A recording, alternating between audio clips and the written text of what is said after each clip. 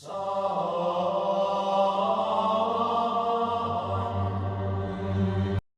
what's up, everybody? Welcome to another edition of Wade Watches. I'm Wade, and today I'm going to be reviewing The Passion of the Christ, directed by Mel Gibson and starring Jim Caviezel, Monica Bellucci, and Maya Morgenstern. Hopefully I pronounced that somewhat correctly. So this is going to be my final Ethereal Easter review. Wanted to do 3 originally, but just for the sake of time, only got to these 2. But I think it's ample enough because this was a very tough, brutal viewing experience, and it's meant to be.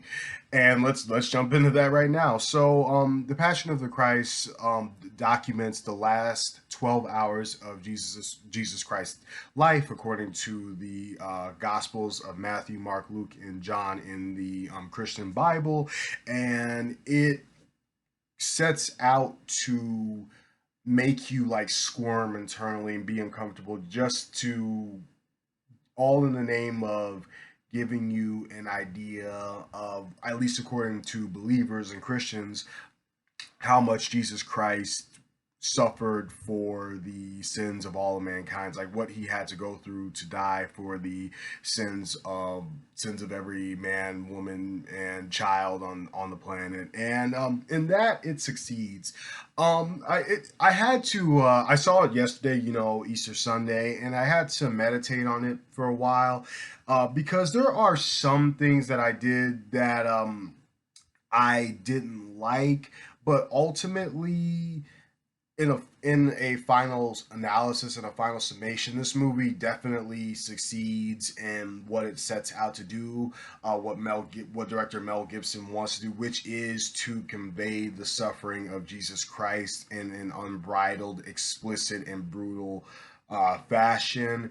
Though I will say that for all the talk I've heard of this movie being extremely violent, there's really only one, at least in my opinion, one explicitly violent scene of torture where nothing is really held back. I mean, there's still, blood throughout a lot of it, and, some violence here and there, all involving the torture of Jesus. But one scene in particular was like, yeah, this is the scene out of everything in the movie that's meant to make us go, geez, that was brutal.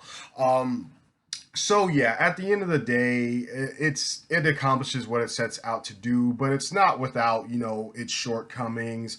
I wish that we had gotten more scenes of the 12 disciples and Jesus Christ together. We get flashbacks interwoven here and there, but the disciples just kind of felt like background characters in this movie, despite 2 of them in particular. And if you know of this story, you'll probably know the two which I'm referring to, the ones that I'm referring to. Though they're more present than the others, and though we're meant to kind of get the sense that they're struggling with Christ's death more, than they're more affected by it than the other disciples. Since we don't see a lot of them together, save for like a couple of flashbacks interwoven, I really don't feel it. There is one disciple, one side, a side character in this movie for all intents and purposes, where I was like, okay, you're doing something here that is actually rather intriguing, downright disturbing and creepy, and it's meant to be, and you are pulling that off. But if I feel like if I had seen more leading up to that, I would really get the sense of what this guy is going through. Same for the other one. The other one just kind of like up and vanishes. He has kind of a scene where it's like, okay, he's going through something too. He's negatively impacted by this. He feels a certain way about it more than the others. But then he's just gone for the rest of the movie. Wish we would have gotten to see more of the disciples. Um, and instead of just the flashbacks, I wish it wasn't just the last 12 hours of Jesus Christ's life, I guess is what I'm saying. I wish we would have gotten, like, the famous Last Supper. I wish that was just a whole sequence in the movie, as opposed to an interwoven flashback. I really do, because the cast here is good. It's solid. Firstly, the fact that this movie is entirely spoken in the dialect of Aramaic. It's a foreign language film with English subtitles throughout, no English in the film, lends to authenticity, and everybody's acting their asses off. Everybody is contributing to the the deadpan, well, not deadpan, but the deadly serious nature of this movie, and especially Jim Caviezel, who's acting his ass off as Jesus Christ himself. And I wish I would have just seen more of them all together. It would have made those scenes with the other two with those two disciples in particular, all the more powerful. Um, and yeah, speaking of which, I thoroughly enjoyed Jim Caviezel's performance as Jesus. Don't agree with his beliefs in politics personally. I said what I said. It's my review channel. I can say what I want. I want to put that out there. But as an actor, as Jesus Christ in this movie, really good performance. I like how he's more of all. I've seen a couple of films, where actors portray Jesus Christ. I like how this Jesus is more about action and more about actions and expressions than words, because the majority of this movie is him being tortured and being put to death. Of course, he talks a lot of the time, sometimes, but it's mostly like all a performance of facial expressions and actions. And there is a reoccurring thing in this movie where he just looks at somebody and they're like briefly entranced. That was a neat addition, and I really like that, because he does have that this Jesus does have that look in his eyes where I feel like if I stared into the eyes of this Jesus Christ, I too would be entranced. I absolutely would be a bit hypnotized by him. There's just a look in Jim Caviezel's eyes, I guess. Um so good Jesus. However, bad Satan slash devil. I was not digging Lucifer in this movie at all. I felt that he was honestly, like, just honestly shoehorned in there. I understand the idea of having him in there, but um he this is gonna sound crazy. As far as I know, it's been a while since I've read the Gospels.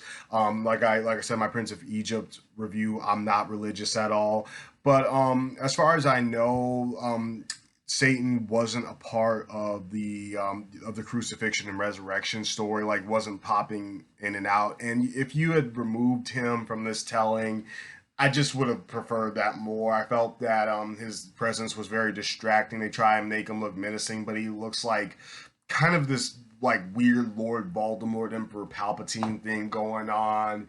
Um, I don't know what else to say. I just didn't like him. He was just kind of there to stand, just to kind of stand around and stare and like, look how evil and messed up things are. And I'm like, dude, I could see that for myself. You don't need to be there. In fact, there's a scene in this movie involving one of the aforementioned disciples who are significantly more impacted by Christ's death than the others, that was downright sinister and creepy. But then when he showed up, it kind of downplayed the creep factor and lessened it for me. But before he showed up, I was like, holy, this is genuinely unsettling. So yeah, I didn't like Satan at all in this movie. Gotta address that. Um, but outside of that, the soundtrack was solid.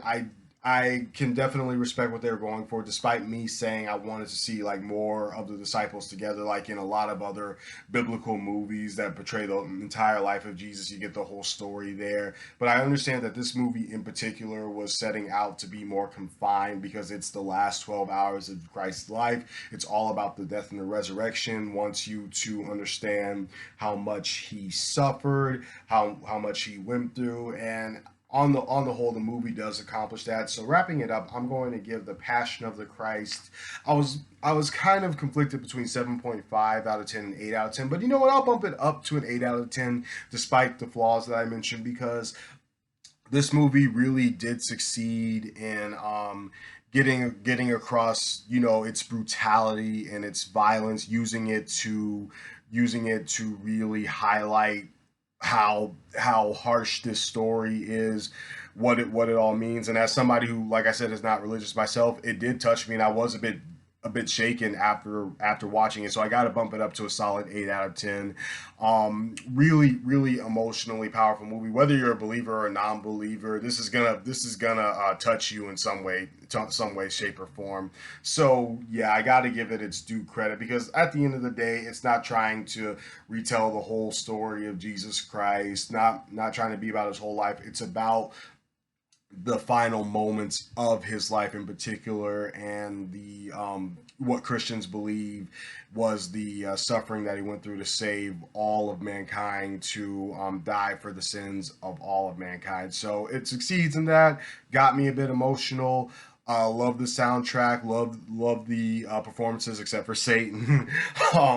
I also really loved, like, just it had a very neat and satisfying ending for me. So 8 out of 10 for The Passion of the Christ. This has been another edition of Wade Watches, and I will see you all with more. Peace.